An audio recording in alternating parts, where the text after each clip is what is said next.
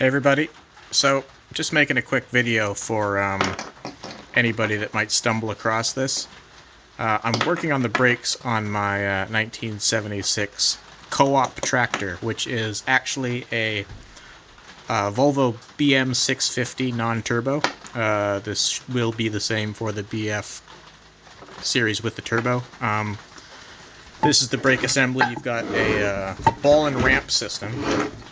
So I'm going to pull on this and you'll have a look here. I got it working now. It was all seized up. It took me hours to get these brake discs off of the tractor splines. They were seized right on there, but I got them off and there's enough meat on them that I think I can just throw them back in. They're still within spec from what I've been able to find, which is not much, which is also why I'm making this video. So essentially what you've got in here is you've got one of these on each side. This is your brake disc, or brake clutch, or whatever you want to call it. It sits on the splines. And then you have this assembly here. Now in this assembly you'll have 3 springs that looks like this. That holds the whole thing together so that when you let your brakes off it returns to the closed position. Now inside of here, if I can do this with one hand, you've got 5 ball bearings. Now this is typically with systems like this where you will find the problems. Additionally, these will seize onto the splines. They're supposed to float on a spline shaft that goes into the transmission. So inside of this here, I'm not going to pull this one apart one hand because this thing is really heavy. It's solid cast iron. But I got some over here. You're going to have 5 of these guys in there, evenly spaced out. They're 7/8 steel ball bearings. If you're in your tractor as deep as I am in this one, don't put these back in. Like, these look pretty good, right? But if you look real close, come on, focus. They are a little bit pitted, and these are going to rust up again real quick. It's a tractor. It spends all its time outside. You don't want to put these back in. I've ordered 10 new ones, 5 for each side. There's 2 of these on the tractor, left and right, independent braking, so you can steer with the brakes. It's costing me, I ordered them today. They're going to be about $54 for a set of 10. That's including shipping through my local parts guys. I went through Gilbert's here in British Columbia. I'm assuming that anybody watching this video is either from Europe or Canada, because I don't think, from my research, they never sold these tractors in the United States. Just Europe and Canada. Co-op Implements brought them over from Europe and painted them up, slapped the co-op sticker on the side, sold them as a co-op tractor. They did that with a lot of different tractors. So anyways, I'm going to show you the other one of these. I've got these all cleaned up now. They're like, yeah, no, they're not great, but you can't get parts for this. No, that's not true. You can get parts for this. There's one site that I'm aware of in Europe. I cannot get them to ship to Canada. I was trying this before the current situation, global situation happened, but they refused to ship to Canada. Luckily, what I needed was essentially a steering pitman, and a good friend of mine, Trevor, who lives in England, let me ship it to his place, and then when he came over to visit, he brought it over on his carry-on. Very generous. Other than that, you're not going to get parts of this. Like, I've got one of these springs that's broken right here, as you can see. Now, I'm either going to have to weld this and fix it, or I have this one here out of a John Deere. I might compress this one, and then when it's about the same size as that, I will heat it up red hot and then quench it in oil to keep it in that size. And that's something you may have to do too. This is an older John Deere. I believe it's off of a 50-something series. Real old stuff. These are still available.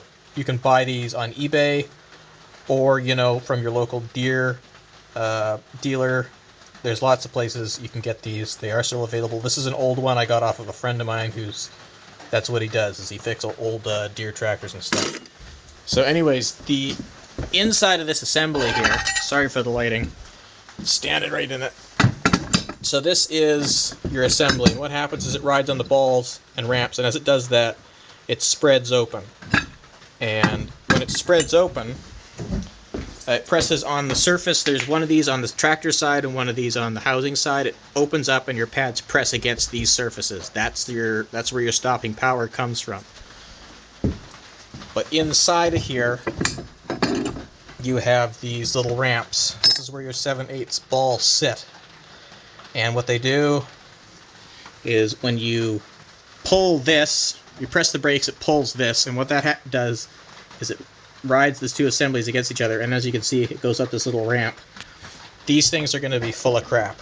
Absolutely packed full of crap. You want to clean these up till they're just about polished. These ones aren't quite done yet. I'm going to get in there with some emery, and I'm really going to go at them. But yeah, you need to keep these clean. Like I said, don't use the same balls. There's no point. If you're in this far and you've had as much trouble as I've had doing this, you don't want to put something that looks like this back in there. It's garbage. These are the ones that are going to bind up. It feels like garbage on there. You want a nice smooth surface and a nice smooth bearing to ride on, so you got good brakes. But yeah, that's what you're going to expect to see inside of your tractor's brakes. If you're really lucky, like me, your brakes are going to be decent enough that you can use them again. Otherwise, you're going to have to find somebody, and there's not many people that do this anymore, to redo the lining on these brakes. And I know of one person within 100 kilometers of me that'll do this, and thankfully I'm not going to have to do it because it's not cheap to do. But yeah, that you may have to go that route. You won't get these parts, and if you do, leave a comment down in the below there, and I want to know where you got your parts, because I want to get some too. So yeah, that's what you can expect to find inside of here. Maybe you're doing some research before you really dig into it, but that's what's in there. This one's working decently, but I'm going to put new bearings in this when I get them in a couple of days.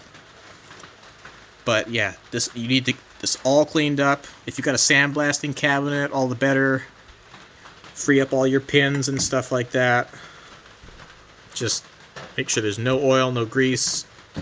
It's a typical brake job. This is a little different. This is actually the first time I've worked on this sort of system. I had not really any idea what to expect in here.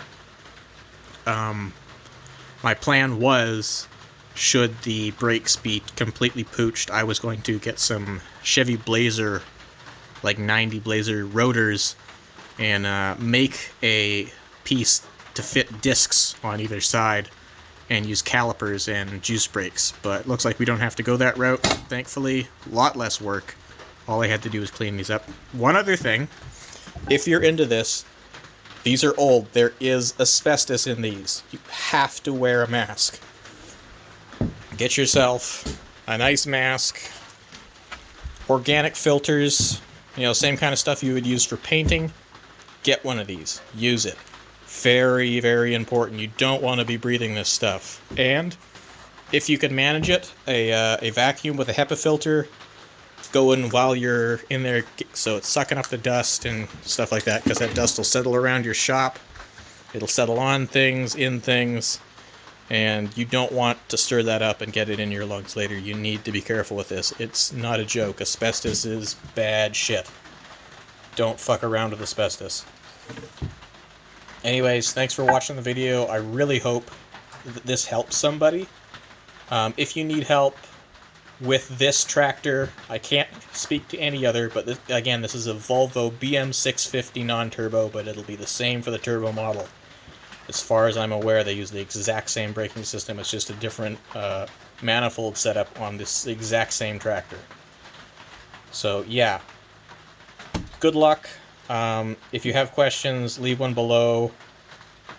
I don't check them very often, but if I see something and I can answer your question, I will do so. And if you have one of these tractors and it's a piece of crap, it's totally done, but it happens to have a hydraulic 3-point hitch on it, I would be interested.